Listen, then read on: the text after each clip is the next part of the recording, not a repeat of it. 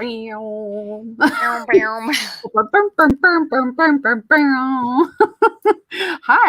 it is Wednesday again, and it is Sweet Subversives Day with the lovely Kara Schultz and Heather Biederman.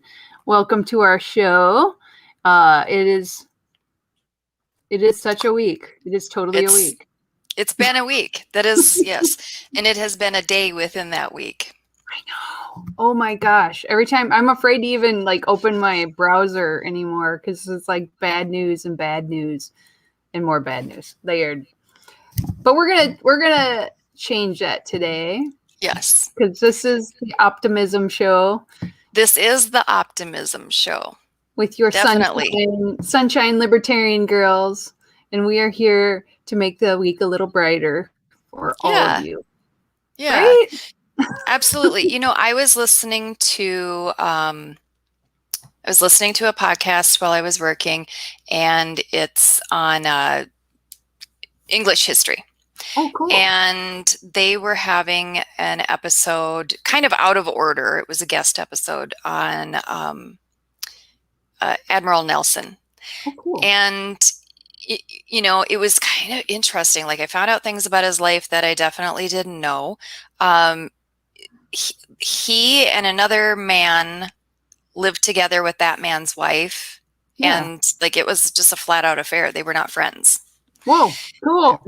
Which is why during one pivotal battle, he was demoted because it was such a scandal, because he was open about it and unapologetic. And, but he was known for going for it. Right. And he was that way in battle as well. And absolutely brilliant. And, during the thickest fray, he always showed leadership by being wherever it was most dangerous, so that anyone in his fleet knew, no matter what danger they were facing, he was not only facing it with them, he was, very prominent, right? He was right in the thick of it, readily identifiable. He wore a special uniform, the whole bit. And he was in a battle that it was not going well. It was not going well for any of them. In fact, some of their ships were grounded. That's how bad this was going. Oh. And it was 3 hours into the battle, and it was still going strong. And he said, well, I guess it'll take 4 hours to vanquish them. Right. And so that's how optimistic he was. And I love it. Yeah. And so what was interesting was, someone else who is very, very famous, who was Shackleton. Oh, yeah. And when he was talking about Lord Nelson's life, and he was kind of encapsulating it and talking about how wonderful he was. And although he was talking about courage, he spoke about his optimism. And he said that, the quality I look for most is optimism, especially optimism in the face of reverses and apparent defeat. Optimism is true moral courage. Yeah. And for some reason, that quote really stuck with me today. And so Sweet Subversives are asking you all to have the moral courage to embrace optimism. Yeah. Even when you think there's not a cause for it, still embrace it. Because the optimistic people look for the ways that we can make this work. We can go ahead with this. Why we're not giving up? Because we're gonna win. It's the people that you don't want to be the Eeyore that's going, oh no, there's a cloud. Right. Give up now. I'm dead already. Yes. Exactly. I love that, and I love history that. Wild characters who, changed things. And, sometimes people weren't even ready for them back then. But boy, they changed everything. Yeah. Yeah, they absolutely did. Yeah. So I guess I just kind of needed to hear that today. And I thought maybe other people would need to hear that today as well. I totally did too, because it's like sometimes you get days where it's like wham, bam, bam, bam, and lots of stuff happens, and it's really easy to look at the pessimistic side, and like it's forever going to be like bad stuff. But Exactly. law of averages, it's not always bad stuff, and like Right. I look at my day and I go, like, and there are some really big bad things happened, but I'm also like, I have like delicious dinner. I have my cats are all loving on me today. Kitties. Kitties are always good. Like things are moving forward. And I think, as long as you're alive, look for that little silver lining, and I think your life will be a lot better. Also, I read, Yes. this is my other optimism thing, is I agree with you, and I'm going to top it up with there's that law of attraction too. And some people are way more Yeah. hardcore about it than I am, but like you send out that, like, yeah, things are going to be good. Things are, of course things are going to be good. Then things do kind of get good. I think you Mm-hmm. attract it to you. Um, I also feel like there's no use in like burning everything down. You know how people like to burn bridges just because things aren't quite the way they want them to be. And you're Mm-hmm. like, you know how long it takes to build a bridge? Right. Exactly. Actually, it's on the news today. A bridge fell down in Baltimore, I think, too. It was like looking at, Yeah. Pedestrian bridge. yeah, it was nuts. It's going to take a while to rebuild that, you know? And hopefully nobody got squished. I didn't see anybody get I know. squished. It's scary every time you have something like that happen. That Yeah, was it like is. another one of those things where I'm like, what else? What else? And and then I'm just like, maybe, if nobody got hurt and it was just scary looking, then that's good. I would hate to be on my bike riding on that and when that thing fell. Although, what a Right. story if you didn't get hurt and you just rode right off. Like, how cool would that Evil be? Knievel. Yeah. Like, let's light some barrels on fire and jump this son of a bitch. Woo! Yeah. So, I don't know. I think it is good to be a little positive I and do to too. I and do I think too. I want to be around people who are positive, because lately it's been a lot of people who are like doom and gloom, and I don't like that, I don't want it. Right. Yes. I I will not have a serving of that. Well, we do have some items coming up for our show today. Yes, we do. Um, we are going to have a special guest. Ovens O'Brien is going to be Oh, good. joining us in a little bit. She's doing her hair, Oh, yeah. and She has great hair, by the way. I say she that. does have great hair. Oh my Beautiful. God. So she'll be joining us to give some of her memories of John McAfee, Yes. um, who it appears died today. Spanish sources are saying that he died by suicide in his prison cell. He was waiting extradition by the U.S., and the Spanish courts had agreed today that they would be extraditing him to the U.S. Um, so, and we are looking for other people's like favorite quotes of John's, their favorite memories, that kind of stuff. So put those up in the comments, and we're going to share those. Oh, that's Share cool. those memories. I know there's going to be a lot of discussion over the manner of his death, and I think we can save that for another day. Yeah. I think it's too Tonight soon. will just be, yeah, tonight will just be, uh, remembering his impact and remembering his Yeah. impact on our lives in the liberty movement. We're also going to be asking people, and we've been asking them in the group, um, a few questions. So if you are going to put names into blanks, right? Right. We're going to have a list of those, and we'll go through them one by one. Like, who would you think of when you think of, like, who's our best dreamer and communicator of dreamers? Who's our best person at speaking? Who's our best? You know, all of those. Yeah. So we're going to be going through those one by one, and we're going to be asking you all to comment on that as well and join in on who you think. People have already been doing that in the Facebook group, in the Sweep Subversives Facebook group, but we'll also be looking for your comments to do that as well, because we have a lot of really kick-ass, wonderful people in the Libertarian Party.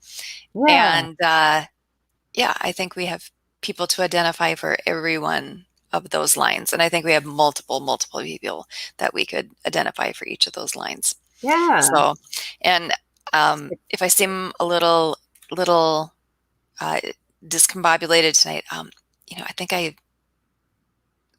so I was in a car accident, Yeah. and got like the whiplash, not too bad.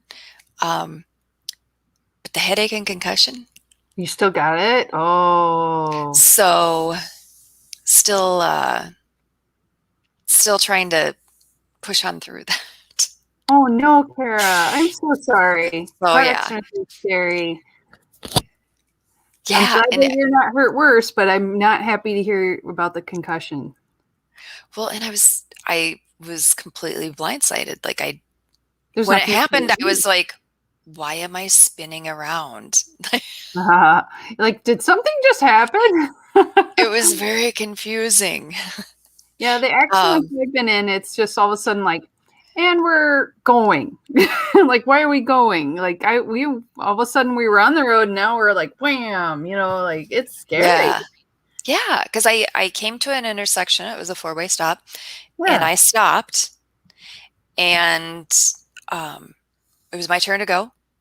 So I go, and I'm yeah. almost completely through the intersection, and then I got hit in the back corner panel of my car, wheel and quarter panel, and That sucks, man. That other person must have been in a hurry.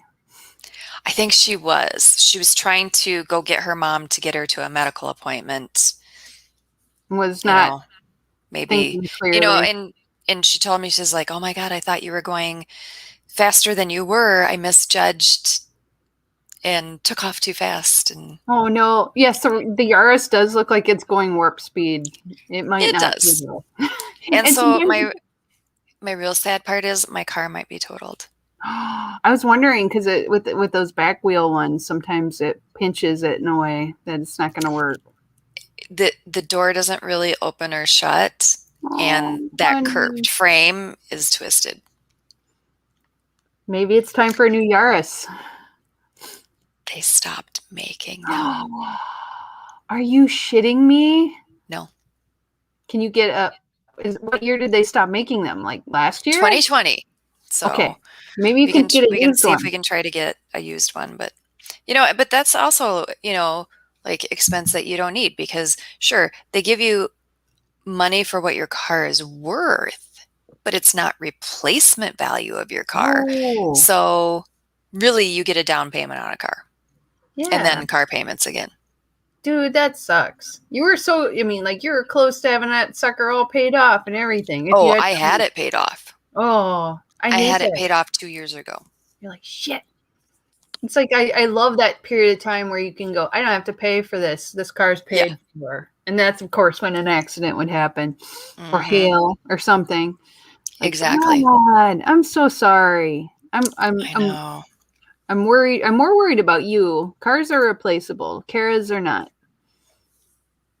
And I know Mabel is probably like, yeah, you got your in a car accident, but where's my fish? Well, and so the reason why I was out and about is I was out buying sashimi for Mabel for lunch. Yeah, because of course. Well, and you were just out of town for training, Right, right? So you have to make it up to your cat when you come home. exactly. And so that's what I was doing. I was getting her the sashimi bribe, and there you go. The universe said, "Poop." It did. It totally said poop. And yeah, so I had just gotten back from the North Carolina convention, Yeah. went to their state convention. That was incredible. And I got to tell Yeah. you, so even in the midst of everything, because there was a lot of turmoil happening I know it. Friday night and Saturday day, right? This is kind of a nuts week. And so I got there Friday night and I'm like, I wonder what's going to happen. Like, what is it going to be like? Just get But a big no, bowl of popcorn. oh my God, Mhm. packed, packed. I think they had about 150 people there, like record attendance. That's awesome. Everyone was happy. Everyone was like being awesome and loving on each other and, Yay. just being how you want them to be. Yeah. It wasn't fighting. It wasn't anything. And so, that really put it front and center that no matter what's happening, like all this stuff that happens online, that's just online. That's not real life. It isn't. No.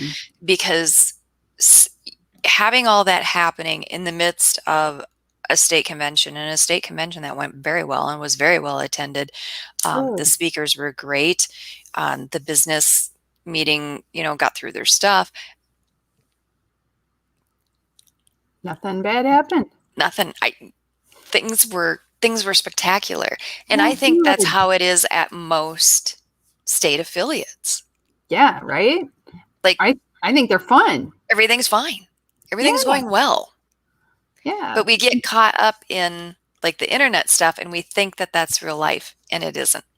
It's like Facebook drama, if people saw you face to face, they wouldn't say some of the shit they say online. Exactly. But I'm curious, Heather, Yes. what are you drinking? Oh, I'm sorry. I forgot to even mention it. I am having, I really like this hop lark water. It's the Sabro hops. It's more tropical hop. Ooh. And it is yummy. I could drink this all the time. It's just, I feel like I'm drinking a tropical beer on a nice summer day. And there's no calories, no alcohol, no caffeine. It's basically carbonated water and the Sabro hops, and it's delicious. And they say on here, crack open a can and enjoy the ride. Dive into an oasis of tropical hops. I'm like, okay, I will. And you did. You're And like, I'm there. I am there. in an oasis of tropical hops. So obviously with concussion concerns, I'm not drinking alcohol. Yeah, I would take it easy on it. Yeah. So I'm drinking an herbal tea that's supposed to help with that. Yes. And then at the lovely convention in North Carolina, I was able to get some CBD honey. Yummy. Yeah. And so I'm putting that in my tea, and I've been doing just a little bit each night. And it's really helped with my sleep, and which is good because this headache has been and I know you it's do, been a heck of a thing. You do lion's mane and mushrooms, right? And that's really good for concussions too. So Yep. Keep doing that stuff, baby. You'll get back Turmeric. to turmeric. Yes, inflammation. Anything for inflammation. I do a lot of like glucosamine, MSM, chondroitin. That stuff's for inflammation for your joints, so it might help for inflammation for your brain. Yes, but the best thing is time, and don't hit your head again. I have a friend who had a concussion and she just fell right on her head again and it got worse. So don't do that. Well, yeah, because I had one like a month ago. Yeah. Quit doing that. Don't or we gotta get Kara a helmet. I need a helmet. Those big ones, Yes, like a blow up one. Yeah. Oh yeah, an inflatable one. They have those ones that were in Norway, I think, and they were built into your collar, and so they're for bike riders. So then if you tip somehow, it's like an airbag poof, for your head. An airbag for your head, exactly. Maybe you need that. They're kind of expensive. Maybe I do need it for your life. Just being my around. Chiropractor gave me a special pillow. It's like a pillow that almost looks like a donut. That I'm supposed to lay on, and you're supposed to put your head on it, not your butt. Yeah, right. Although I think it would be good for that too. I've seen. I think it's a multi-purpose. Yes, I'm sure those donut pillows have lots of uses. Why did I go dirty in that? I don't know. It's weird. It's a pillow. That's it. But I hope that helps. Yeah, I do too. So I'll try that tonight and see how that goes. So, and before we get into everything else, I just wanted to comment, Heather, your skin has been looking amazing. Thank you. I've been like really working hard on it, drinking lots of water, right? As you're I'm supposed asking, to. what's your secret? What's happening here? Well, I lost a lot of weight, and I don't drink all the time. I think alcohol is really bad for my skin. I get zits and Who knew? who knew? No one told me this Who shit. knew getting No, totally blasted is bad for you? no one told me. So I stopped for a while because I heard it's good for losing weight. And then my skin got really good. I'm not sure I can keep this up forever, but it does have a benefit. And I moisturize. Baby, it's all about taking good care of your skin. So I was reading that there's a 5-day diet that stars go on, right? Oh, when you can find one, yeah, there's some know good it. people. So I found a diet, and evidently stars go on this diet for the 5 days before, like, awards banquets and things like this, or events where they want their skin to look just like glowing, right? Yeah, what do they do? Basically, they eat like salmon almost nonstop. I'm not kidding you. It's really good for you. In the Sweep Subversives after the show, I'll throw the link up to that diet because I'll have to look for it. And then how my keyboard is set up, I don't want to do creepy hands during the show. Yeah, it's always weird. I know, creepy. It's creepy. No, but salmon's good in general. I mean, you should eat a lot of it. And I know I have people in some of my beauty groups. They do this kind of salmon DNA microneedling stuff. I'm not that hardcore, but their skin looks like super glowing. So I think salmon is the key. Yeah. So I guess I'll do that before the wedding. Oh, okay. And we actually have Ovens to come on. Oh yes, she's ready. Hi, so we'll bring her in. Here we are. Hello. Your hair looks amazing. Good blow dry. Thank you. Beautiful blowout. I just freshly dyed it last night, so I woke up and I sleep with the hair dye in, so I had to wash it all out and dry it all out. So yeah, it's gorgeous. You're on fire. Thank you. Man. Well, I was listening in during all this. as we're talking about beauty regimen. Yeah, no, that's good. I mean, wait, the salmon thing makes it sound like Spike Cohen must be the most glowy motherfucker ever because that's all he eats, right? Salmon. That's right. I know. He is and I saw him in North Carolina, and I told him, I said, "Hey, in honor of you, I had salmon for lunch." And someone said, and then he said to me, he goes, "Well, so did I." And I said, "Oh, well, you're having it for dinner too." Because Eric Radsop had smoked a salmon for him. And I mean like a slab of salmon. Like 12 people could eat this, right? And he's like, "Oh yeah, I'm eating it." Oh man. So yeah, I think he must be the glowiest motherfucker in the entire LB. Yeah. Yeah, it's funny because he's on Clubhouse now a lot, and I swear every time that I see him on Clubhouse, he'll be talking about something serious about communication, the movement, whatever, and inevitably every single time I've heard him on Clubhouse, the conversation towards the end devolves into a conversation about salmon. Every time, and I'm a vegetarian, but I'm also I don't like fish of any kind. I've never liked seafood even when I ate meat, so the whole salmon conversation just flies right over my head. I have no interest whatsoever. But but it's so funny because I'm just listening to everyone talk about this, and I'm like, and salmon. I'm just okay, I have nothing to add to this conversation. Thank you for giving me a clean exit out of it. Right, exactly.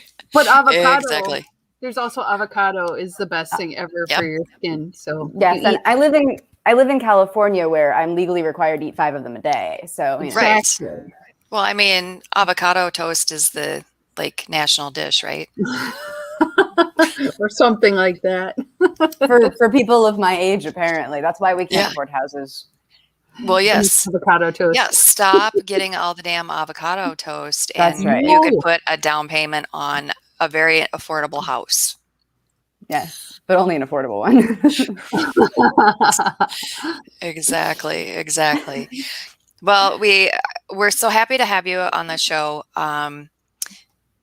Wish it was like for a happier topic, but I also don't think John would be someone that would want everyone like all bummed and sad and that kind of thing. That's like actually, that I can't picture. No, like I actually just posted this on my Facebook probably before, like after you'd started the podcast, so you probably didn't see it. But I wrote up a thing about like, John, and just like he was awesome. For those of you, for anyone who's like listening who doesn't know the context of how I know John, I guess I'd look at that real quick. Is that John McAfee ran for the Libertarian presidential nomination in 2016, and he chose my partner Judd Weiss as his VP candidate, and so. So it means that like in 2016, we spent a lot of time with John and his wife, traveling to conventions, events, whatever, sharing Airbnbs. It was really fun. Like John is a character. He lights up every room he's in.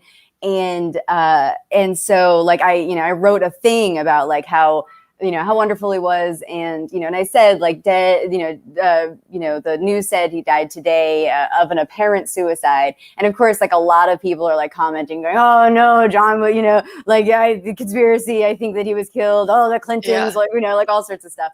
And people are like looking for the truth of it. And I was like, this is John. Like we don't need the truth of it. Like we need the wildest fucking story ever. Because that's what John loved. And so I said, the last thing I had said in my tweets was I said, John was a legend. It's possible he was killed. It's equally as possible he just enjoyed leaving behind some chaos, saying, I'll never kill myself, and then killing himself. Like that's exactly John. That's so patently on brand for him. But I said, like, the amazing Carrie Fisher once said of her own obituary that no matter how she went out, I want it reported that I drowned in moonlight, strangled by my own bra. And I said, so John McAfee was a legend, and I'm fairly certain his shade is happy to just have dozens of theories creating chaos. That's what he wants. This is what he would have wanted. So the truth or not, he was a legend. Let him be legendary. Comment your best, most exciting, legendary theories here. And I'm getting some fun comments. I have 43 comments. I posted this literally like 15 minutes ago. Like like people are like, oh, Thanos took him out. Like, Thanos! Like damn you, Thanos. He got an previously unknown whale STD. I suggested that he was swallowed by a whale he was attempting to fuck. Right. It could happen. Yeah, be careful when you go to tickle those whales. Like there's so many good, like someone's like failed to auto update the McAfee software and got a virus. Like these are so good. He heard the LP was dying, so he had to embody that. Ouch, man. That's fucking dark. too hard. Like, oh my god. But yeah, no, there's a lot of great ones. He saw the new Rick and Morty episode. I haven't. I haven't either. I don't actually know how good that is. Vermin Supreme beat him. Well, that's, Vermin Supreme beats anyone who dies. So, and then, lots of other theories. And I love I love everyone on my Facebook for coming up with those. But I really think that's like quintessentially John. It's like, let's like leave the mystery, like now come up with the theories. Like he was actually like, he carried Sam as Sam carried Frodo to Mount Doom to get rid of the One Ring. Like, but he died because he was hit by a piece of volcanic rock on the way back. Like, it's just, like John needs epic stories. I think that he's not dead. I think he's just leveling up. He's like Elvis, like all of a sudden he's leveling up. You'll just see him around. He'll come back instead of like, instead of a gray wizard, he'll be a white wizard. He's leveling up. That. He'll look at the mountain, and then you'll see him coming up over the mountain. He's glowing white, he's like hurtling down, fighting the state. Yes. Locked in battle. I think that's what's happening. I need to go get Christy Wickers to do those like face swap things, because I don't know how to do it. I'm not like talented in that particular way. But I need her to do one of those face swap things where it's like, that moment when like Aragorn Legolas and Gimli are like going through Fangorn Forest, and they're just like, the white wizard approaches, and then it's like Gandalf. He comes out and he's like, hello, it's me. The white wizard is me, and it could be, and instead of Ian McKellen, it'll be John McAfee. The person that needs to do that is David Valiente, because he can do it perfectly, and he's done the most disturbing goddamn videos you've ever seen. Like, there's some insane belly dancing videos where the lady is obviously like this slim, beautiful, long-haired vixen, and he puts his face on her, and it's just so goddamn disturbing. And it's real. Seamless. It's seamless. I was like at first like, how is he belly dancing, and who did his makeup? He looks amazing. I don't think I saw. I think I've seen his stuff shared by other people, but I don't think I actually realized it was David Valente doing that. Oh yeah. I need to. I'm messaging requests right now. I'm sorry. I'm like multitasking. This is how I Facebook all day long. People are like, oh, like, you know, you must have like all the time in the world. I'm like, no, I'm in the middle of doing everything else, and I'll be like having a conversation with someone. I'll be like, hold on a second, I need to post that on Facebook. Like, I'm a horrible person to hang out with in person because of this. So, what are some of your memories of when you guys were hanging out in the Airbnb, or, you know, when you were on that campaign trail? Because seeing it from the outside, that was like some wild, crazy shit. Yeah. Like, you never knew it was going to happen. And everyone was just like, oh, you know, but what the fuck, you know? You know, and it's funny because he also went a little crazy for the 2020 campaign, and like he might have gone an extra level. And I like Judd and I, like, people would message us and be like, hey, are you working on the 2020 McAfee campaign? And like Judd would be like, I am not holding to anything that John is saying right now. He's like, I have no, I'm not endorsing it. And the thing is that on Facebook, by the way, so John has like his Facebook, you know, like McAfee 2020, whatever. Yeah. But it had said like the page, and John was actually like, he used that page like to be on Facebook, and then and I think I actually still have access on it, so it's kind of funny. But it's like it said John McAfee Weiss 2016, right? That was what the page said. And then when like a few years later, he changed the page, and he just changed the date to 2020, but it still said McAfee Weiss. And so people like Judd was getting all these questions about whether he was running with him. He's like, no, like John. Oh, so the first time I met John, he was like, we were having like a donation. It was like a fundraiser for him here at this house. And he and so we're here in California. He's like wearing a nice suit and everything, and like and everyone's dressed up really nice. So I'm wearing this pretty dress, and it has a halter top so that you can see like my back tattoos. And so I'm like, you know, I'm meeting him, and he's like, oh, I've heard so much about you. You know, this is great. Like, and then like I think he saw a little bit of my tattoo, so he was like, now I remember the first thing he did was he said, may I, instead of just touching my tattoo. Right. Like a lot of people fucking just touch people's tattoos. And I remember the first thing he did was he went, may I? And then he like moved the strap so you could see the tattoo better. And I was like, that's totally cool. Like, thank you for asking. Like, you know, so many people don't. And and so like, it was so funny because he's like, oh, this is beautiful. I have tattoos too. And so he's in like a suit with a tie, with the, you know, button down, like all the thing. And he just he's like, wait, I got tattoos too. And he like starts loosening his tie, and he starts unbuttoning his buttons. And then he's like, oh, I can't get everything off. So, here, look. And he's just showing me like Superman fucking pulling out his fucking thing. And he's like, yeah, you got to see this. Look, see. And then I have this one, and there's one on my shoulder too. And he's like trying to like show me, but you know, it's so ridiculous because like, you know, he's like, there's like donors, and like he's supposed to be all in a suit and being all like, yes, I'm running for president. And instead he's like sitting there just like, yeah, check this out. And I'm like, John, how about you put your shirt back on? And so yeah, John McAfee does not wear a shirt under his dress shirt, in case anyone's curious. But yeah, so like you know, then we just, you know, got him back dressed up and everything, and he went around talking to donors, and he was just really like, he was really amusing. Like I remember like, you know, he'd be talking to somebody, and I'd be like, John, can I get you anything? And he'd be like, I think he originally asked me for like tequila and orange juice. And I was like, we don't have tequila in this house because it makes people throw up. So like, he's like, He was like, all right, vodka orange juice. And then I think I seem to remember that like I went to go get it. And then one of the other people on the campaign who had been like handling him all the time was like, don't put much alcohol in that. Like we need him to be good for the night. Like, and so oh, it was hilarious. Like oh my God, he was ridiculous. Put training wheels on that cocktail. Yeah.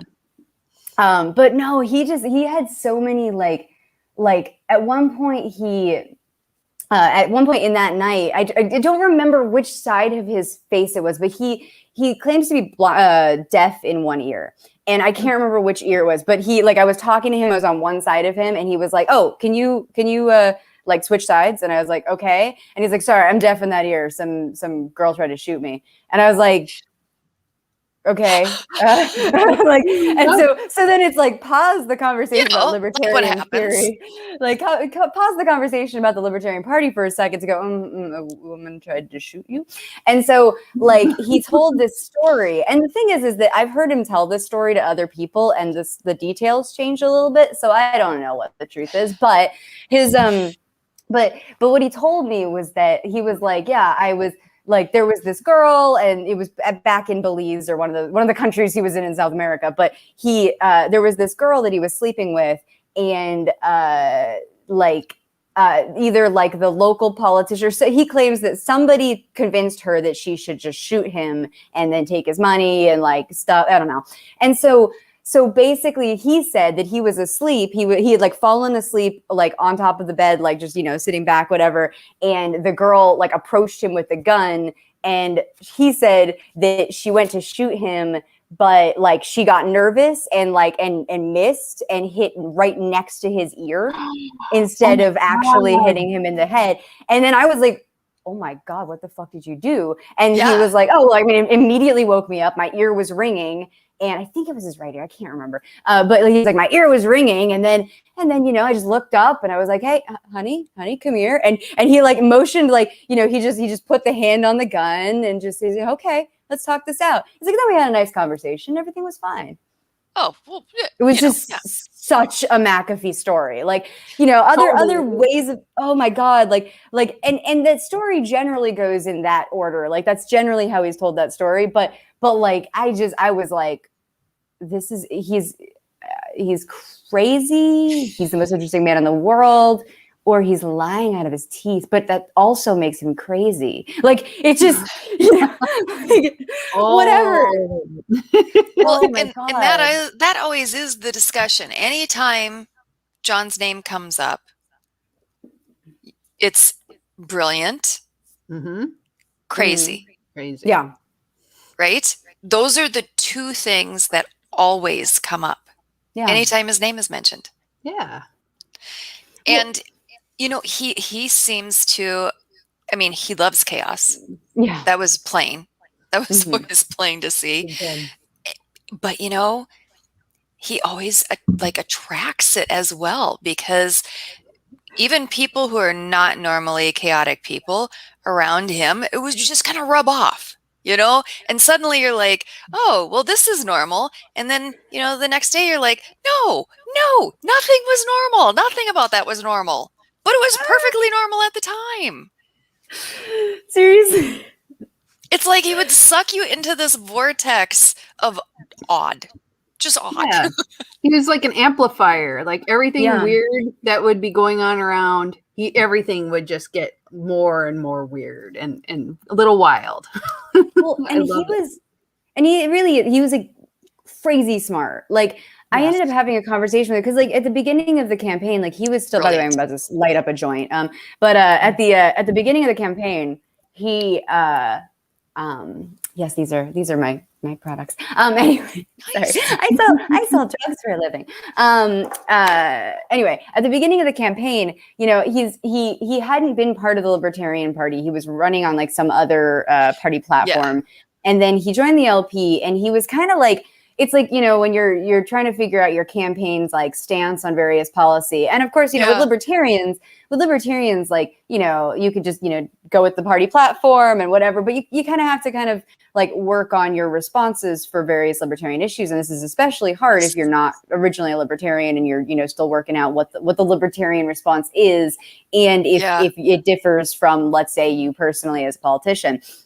And, and so, you know, he's kind of getting the hang of things. And we ended up having this conversation about like the non-aggression principle. And like, I was telling him, you know, when in doubt, I basically just like look at every like proposed law, like, and I, you know, instead of making the like straight anarchist, like nap, you know, comparison, I just said like, what I do is I look at like every law and I just say like, you know, any law, when you go far enough down the line, will get enforced with a gun, with violent force, and someone might die over it. Even like an untaxed cigarette might kill Freddie Gray at, you know, in New York City by police, you know, deciding to put him in a chokehold. Like, you know, the smallest law can result in death.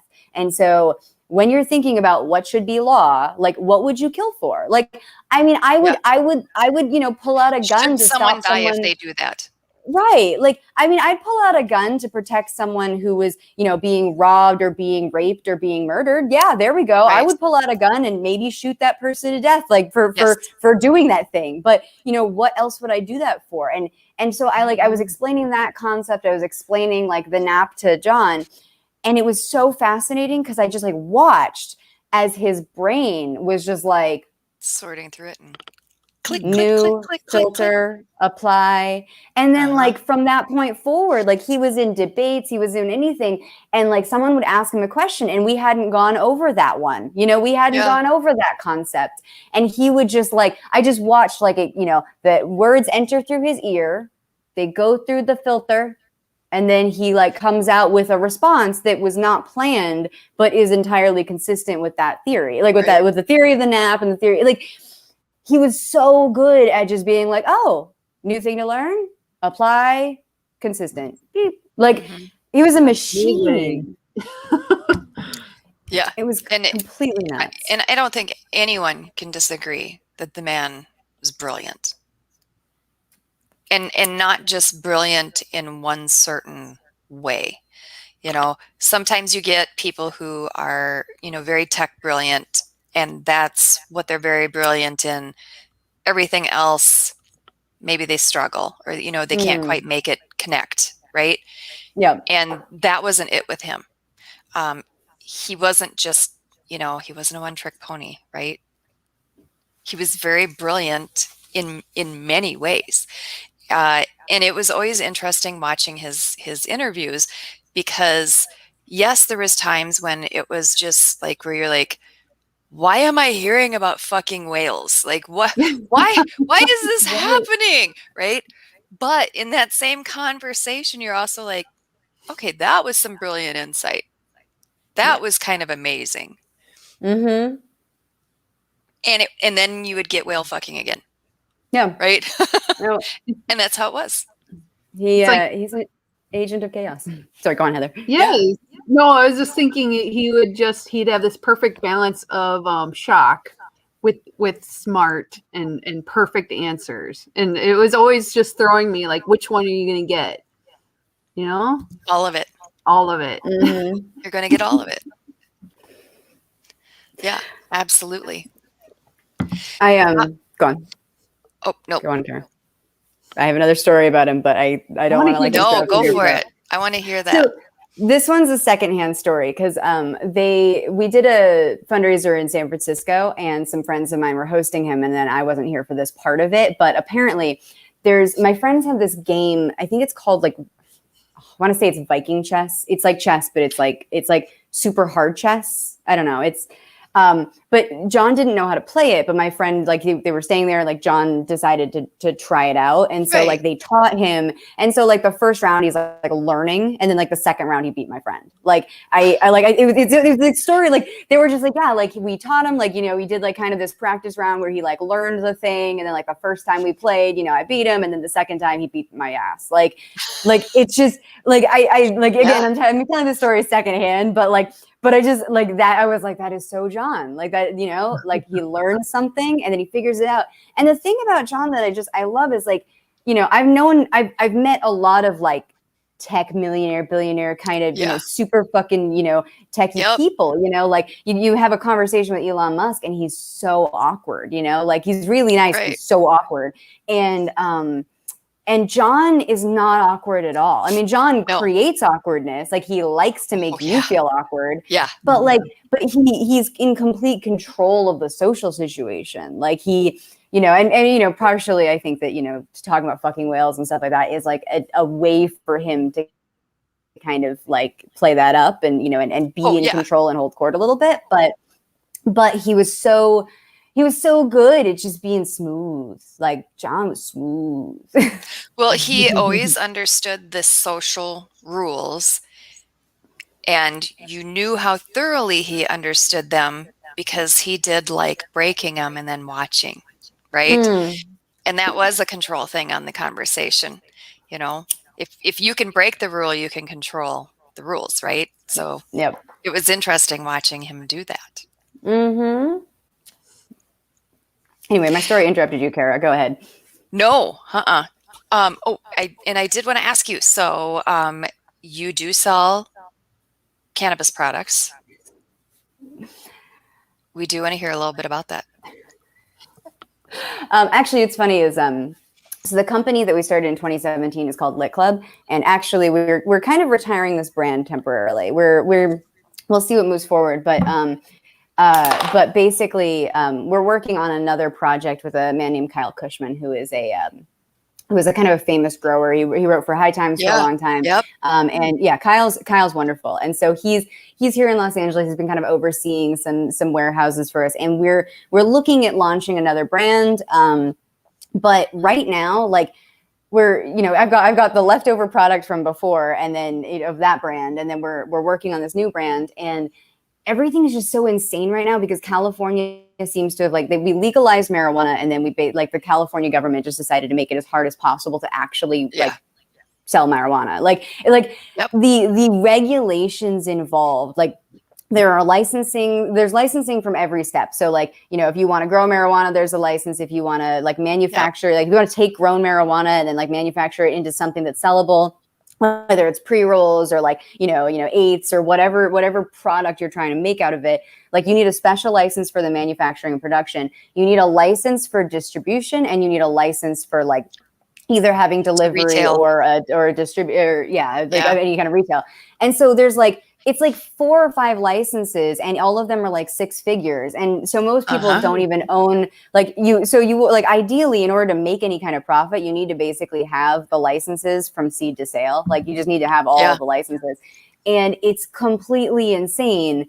The regulations, they've made artificial scarcity about how many licenses they're giving out. It's a good thing I'm sitting down hearing that California is going to overregulate something, because I'm really shocked by that. Right. It's completely nuts. And so just the whole industry, also, you know, when it comes down to it, at the the end product you're getting, it's 40% taxes is what the cost is. It's you know, this item originally cost I want to say $3 to manufacture, $2.50 to manufacture, and then I would, you know, sell it for $5 to a dispensary. So I'd get, you know, $2.50 per $2.50 profit, and then the dispensary would sell it, you know, for $10 in the dispensary, and there you go, you buy it for $10. And because of the regulations on our end, it suddenly became, you know, $6 to produce, which means we have to sell it for $12, which means we have to there's a whole thing. It's it became not profitable to do something like this unless you do it the cheapest, shittiest way, which we weren't going to. And most of the companies in California that are still successful, it's because there's a lot of VC money involved, and they just have loss leaders. They're just losing money with the idea that at some point, you know, there's no competition, they're selling, but increasingly the black market continues to flourish. You know, you've got people who like try to do things all the legal way, and then they can't do it the legal way. So then they're like, I've got this product, I can't get it out legally. So then they just they sell it to dealers who sell it all over the state or all over other states. So, you know, any other state that isn't legal, it's like, hello, California's bringing you your weed. And it's like, that's what they're going to do in Minnesota. We only have medical, and until a bill passed, like they just passed one where you can get marijuana that you can smoke. Before that, it was just, you know, a type of liquid edible, and they made it so expensive that there's no way you can buy it as a medical patient. Like you just can't afford it. And the other thing that they did is, of course, if you even have your medical marijuana card, not even if you feel like, if you have a card, you cannot be in possession of firearms, or it's a felony. Yay, Minnesota. Isn't it also, I think that might be a national law. Like, I think isn't that some kind of like national regulation? So what it is the feds, of course, can always get you. They can always get you because it's not legal, right? And so you're having a drug and you're having a firearm. And then you have a state level. So you have your state level laws as well layered on there. So will the state, you know, not larger state, but your actual state, will the state get you? Right. So there's that question too. And in a lot of states, the answer is no. The state is not going to enforce that, and they're not going to prosecute for it. Ours is yes. So yeah. I mean, that's just fun times. Oh, it's completely ridiculous. And like we were supportive of the legalization initiative, because we were like, you know, one of the initiatives in it was to basically let anyone out of jail or expunge records of anyone who had been arrested for or was imprisoned for something that is now legal. And like, you know, that was it was like, I get to vote on a ballot initiative to get people out of cages. Like, I must vote yes on this. And then, they hadn't straightened out all the regulations. So basically, like, we voted for it, and then it was like a year and a half later, the regulations came along, or like, I guess, 6 months later, whatever. But like, then there was all this extra crap, and, you know, and like really well-meaning things, like, you know, there was like this thing where they wanted to give people who had been negatively affected by the drug war, like, first dibs on like licenses or whatever. So there's this weird like thing, whereas like, if your business is like 51% owned by someone who has a drug felony, then you get like first crack on licenses. And it's not like skip the line. It's like, no, we're just not going to give any out until like all of these people have gotten them. And it's like, what the actual fuck? So like, there's basically artificial scarcity on licenses, which means that companies are doing crazy things, like, you know, finding someone. Because the thing is, like, someone who has a drug felony on their record, probably doesn't have the capital to start a company. And you're going to give them 51% of a company, right? I like, great, well-meaning, like, you know, hey, give, you know, like, yes, let's encourage these people to work in the industry and be, compensated by the industry, but not in this way. So what happens is, like, a company writes up some crazy thing, like, hey, okay, so you're a drug felon. We're going to write this special contract. So you own this portion of the company, but you own it for like this span of time, and you have no say in how the company is run. And you'll be getting this stipend or whatever. And then they have this person, and then that person is like on the document so that they can get the license. And then once they have the license, like, you basically end up with people who like buy these licenses. It becomes like taxi medallions, where they become more and more expensive and traded around. And then once they're traded around, like, somebody will come to me and they'll go, hey, I heard you're having trouble getting a manufacturing license. You can use mine for $50,000 a year. And so, you know, like, somebody spent like $150,000 to get the license, did all this extra shit to do it, whatever. Like, you know, it's this insane thing.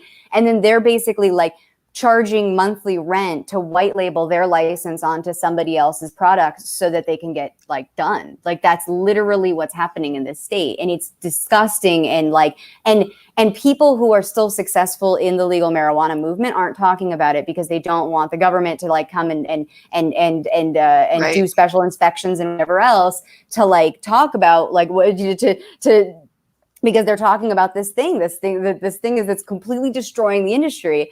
And it's insane because it's like, guys, you can have like 40% of a couple $100 million, or you could have, like, if you just like said, you know what, make sure that it's in childproof packaging, or make sure edibles are in childproof packaging. Yeah. Because like if your child is old enough to light up the marijuana in order for it to be consumed, then your child is old enough to get through childproof packaging. So like put the edibles in childproof packaging, and pick a tax bracket, like 5% on every sale, whatever, something really basic, like, and you completely reasonable licensing. And I can't even believe I'm saying that this is what I'd like, but if they just did that, if they said 5% on all the marijuana sales, they would have 5% of like $1 billion. Yeah, right. And instead they have like 40% of a couple $1 million, because people are not, like, the industry is just like, oh, I can't do this. Okay, let me just put it in the black market. So the black market is booming. Yeah.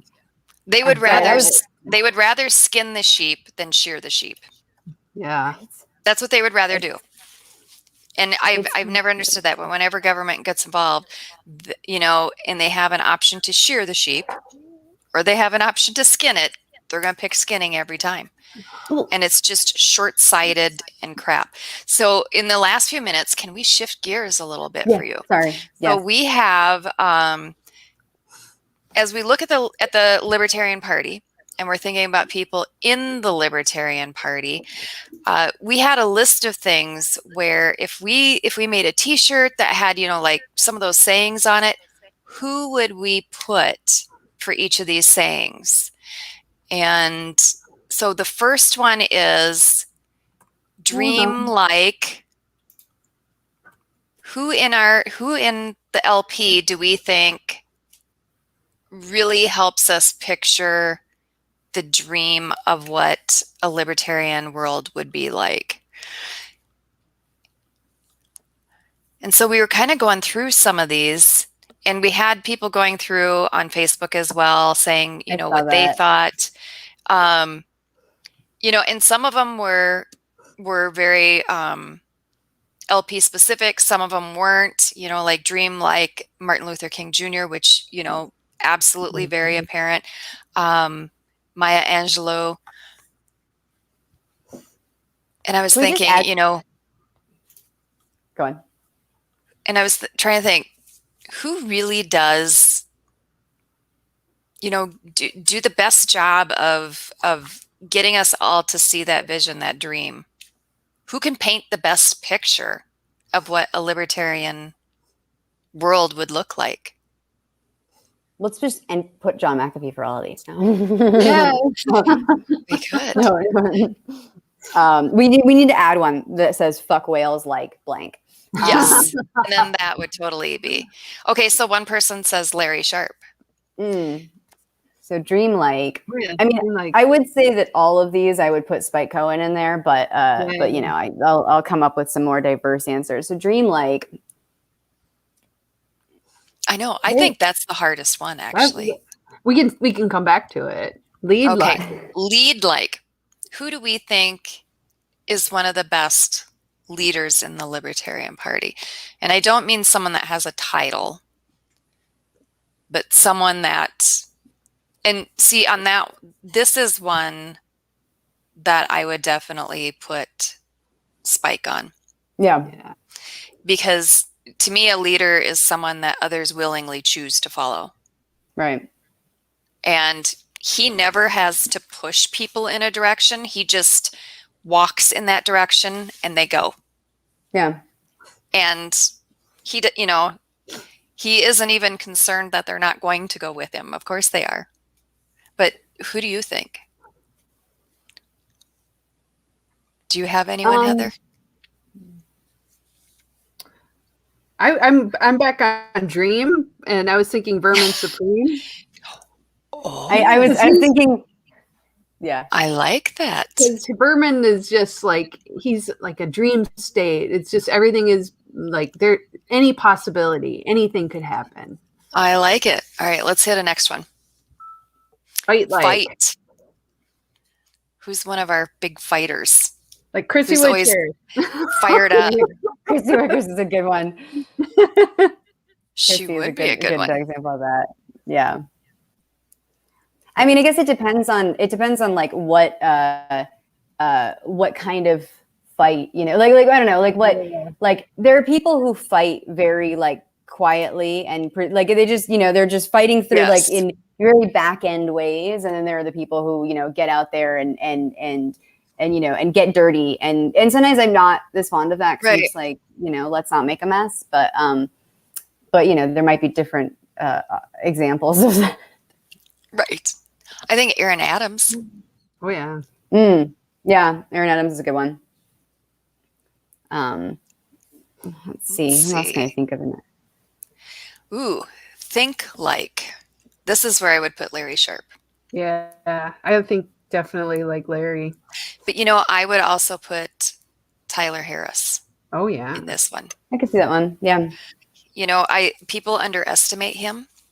And if you have any length of a conversation with him, he's a very, very strategic thinker. Yeah, he's 10 steps ahead.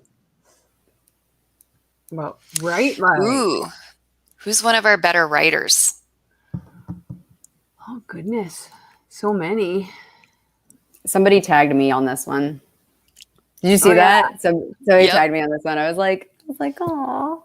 See, I think you explain things really well to me, and I like that. It's where it opens it up, and you're like, something that was confusing to me, and I go, I get it now.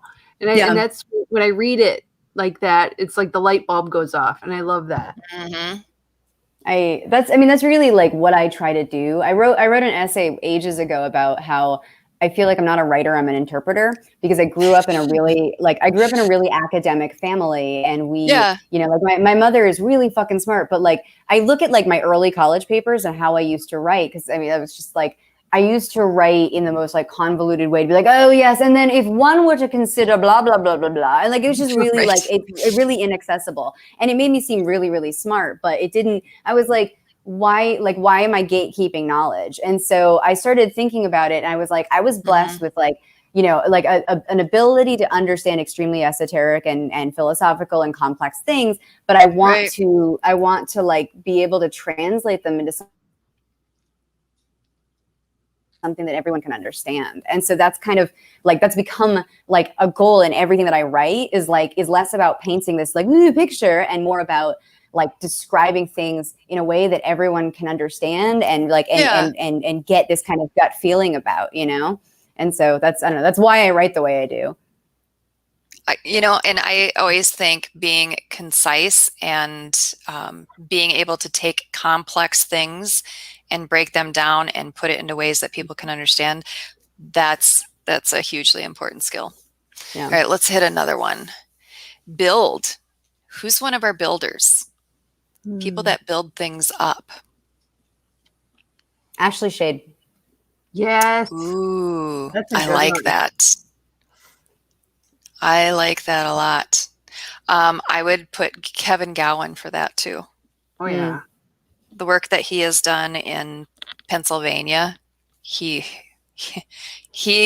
understands processes and making really firm foundations that you can just keep building on. Speak like. This one I'm putting Spike in. Like, yeah. You know, and honestly, when it comes to gravitas, John McAfee was fucking amazing at this. Like, he would speak and you would just be like, what do you have to say to me? Like, it was just so good. Exactly. You hang on his every word. Yeah. So I would throw Ben Swan in there. Oh yeah. Oh yeah. Amazing speaker. I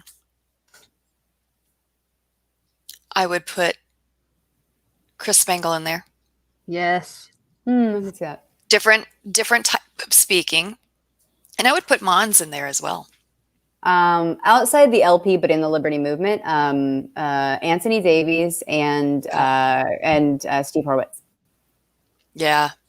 Educate like. Ooh. Well, soon we'll have Dr. Biederman educating us. She's in her doctoral program. It's true. We'll see how that goes. Actually, that's what it is. Go ahead. Sorry, interrupted. No. It's I have the screen off because I can't see it when people are talking because I have the PowerPoint up. But no, I'm working on it. But there are others, like I think of Jo Jorgensen, and she's the professor too. And there are a lot of people out there who are super educators out there. And even Kara Schultz, going out and training people, that's education. So there's a lot of people.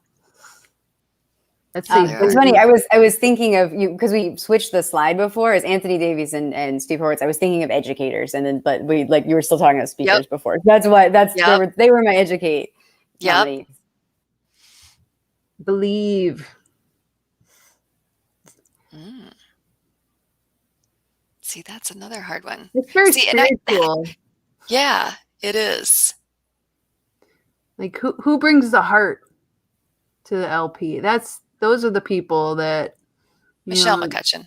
Yeah, right? Oh God. When you say that, I'm like, it's Michelle.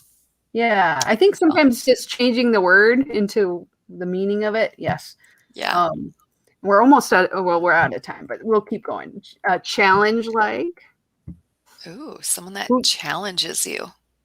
I love the people who know all the Robert's rules, and they bring up the judicial side because they're always like, we wrote the rules this way and this is why. And sometimes it seems like a pain in the ass, but they are like gold in our party because they understand how things work and how to make it so we can all work together. So are you nominating Aaron Starr for this role?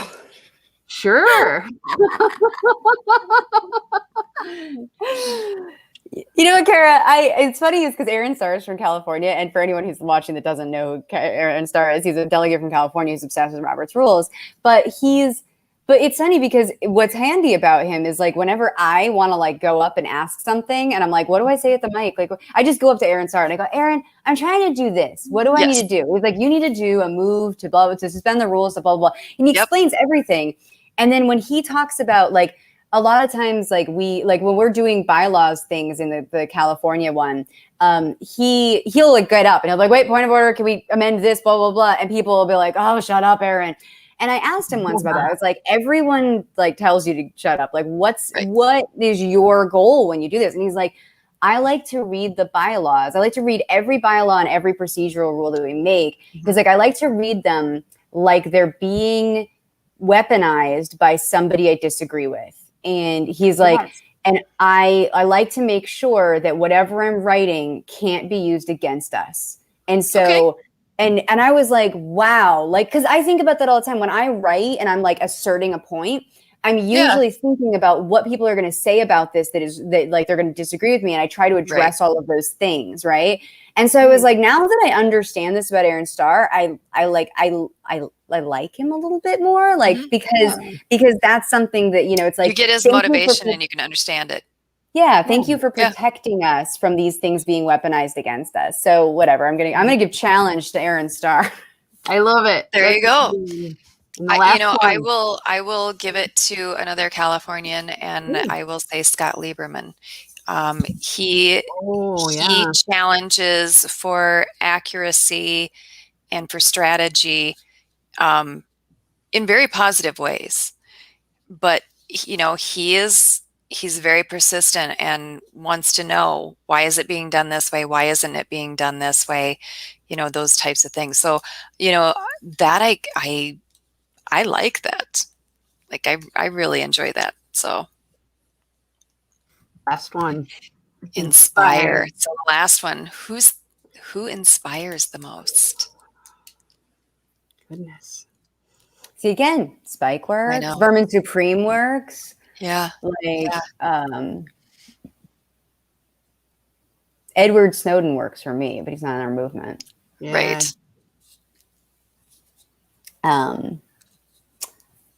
Who else would I put in there? I mean, I really I'm just speaking for my partner right now, but Judd. Someone says Jess Mears. Jess Mears is thinking that too. Yeah. But yeah, one of the people I would say inspires me in the movement a lot is Judd. And it's like Judd, you know, because his big thing is like, instead of like like just instead of like sitting around arguing, like he will not even get involved with the LP drama that's going on. Right. And he's like, look, I'm gonna make cool shit. I'm gonna, like, when I see people doing cool shit, I'm gonna support them doing cool shit. I'm gonna make cool shit. Like, you know, a bunch of, you know, he made these videos for John McAfee for the campaign. And when he did, like, people were like, oh, you should have run that past me. Oh, I don't like that. But like, you know, everyone's trying to committeeify everything. And he's like, I'm just making things that inspire me, and hopefully they inspire you. And if they don't inspire you, that's fine. But you know, if I'm going to go around and try to inspire everybody, you know, like, everyone has different tastes. Like, just exactly. You know, take it or leave it. And so he did that with the Vote Different ad. Like, he did the Vote Different ad. He had John McAfee do the voiceover. It's a quote by Steve Jobs. And, you know, partly it's because he's so inspired by Steve Jobs, but it's that concept of, like, you know, do cool shit, show people a better way. And that's how I try to live my life in liberty, is like, you know, instead of just being like, let me tell you about libertarian philosophy, I like to show people cool things that can be done when people are free, you know? And that's like how I try to talk about it. So, you know, I'll give Judd the inspiration vote, and Jesse. Well, there you go. I would give it to Chris Holbrook. He is someone that just does stuff. Like, he's not going to just talk about it. He is always just doing it and putting his all into it. And, you know, and I think sometimes still for guys, there is, you know, you're looked down on if you put too much heart into it. And I don't mean like angry man passion. I mean like caring, compassion, love, all of that, like putting all of that into it and basing your emotions from, you know, basing your actions from there, and being transparent about that, and you know, just being transparent about, you know, to him, libertarianism is love, and it's compassion, and it's caring for your community, and being involved in your community, and, you know, and all that kind of stuff. And, you know, and yeah, he can also be badass. You know, he was arrested getting petition signatures in a park, you know, and he was like, no, this is legal for us to do, you know, and they you know, arrested him for it, and, you know, he had an injury from it, which, you know, ended up being a permanent injury. So, you know, he just inspires the shit out of me. And he has been herding cats in Minnesota for years now, and we haven't broke him. No, I don't think we're going to break him. That inspires me. He just keeps going. And he's still optimistic and happy and positive. And he's like, let's go, let's do this, let's try this. But, you know, he also is able to stay on track of things and keep them going in the long term. And he's also actively looking for the person who will end up replacing him for chair, so that he can get them acclimated in, get them trained, show them the way, you know, like, cool. He's the whole package. Yes. That's awesome. And a nice guy too. Well, Cara, that's the end of our list. I know. We had a lot of great people. This is awesome. It was awesome. It was awesome. Thank you so much for joining us tonight. We really appreciate it that you were able to hop on. Hopefully, I don't know, what conventions are you doing coming up? Are you doing any conventions? I'm doing Freedom Fest, but I don't know that you there. Okay. I don't actually know of any. Oh, I'm going to be at the 50th anniversary. So I should be photographing it. So I talked to Tara over at the LPHQ, and so I should be photographing it. And so I'm looking forward to that. That'll be, you know, like, there's just like with so much divisive shit, like, it's nice. Like, when we all get together, we just like each other better. And you know, it's like, I feel like at the national conventions a few years, we've had those, we had that pie contest where, like, you would bid money to, like, throw a pie in someone's face.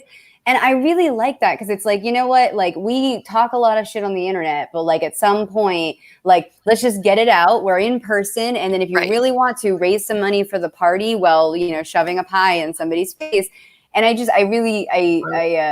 kind of missed that. Like, we lost a little bit of that this past year, because you know, so many people couldn't come out to things in 2020, and like our national convention was so much smaller. Like, I look forward to getting back in tactile connection with people, because Yes. I really think it's going to be so good. So I'll be at Freedom Fest. I'll be at the 50th anniversary in Denver at the end of August. I don't know. I think the Alice Society is going to do something that's not Libertarian Party related, but that's, Liberty Movement stuff.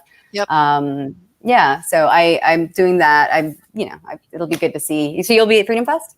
I'll be at Freedom Fest. Yeah, I'm on one of the panels. I can't remember which one, but yeah. I think I saw your name. Yes, because I'm speaking too. So I will see you. I will see you there. Absolutely. Yeah. I'm trying to duck out of the 50th. I would love to go to the 50th, but like I am traveling all summer. Every weekend. And I would like to stay married. Yeah. So and see your husband every now. I need to do a little snuggling. Just Yes. a little snuggling. It's a good idea. Well, on that note, I think we are done for the night. Really appreciate it. Yes, wonderful. Have a great week, everyone. I am going to just take us right out and see you all next Wednesday. Take care.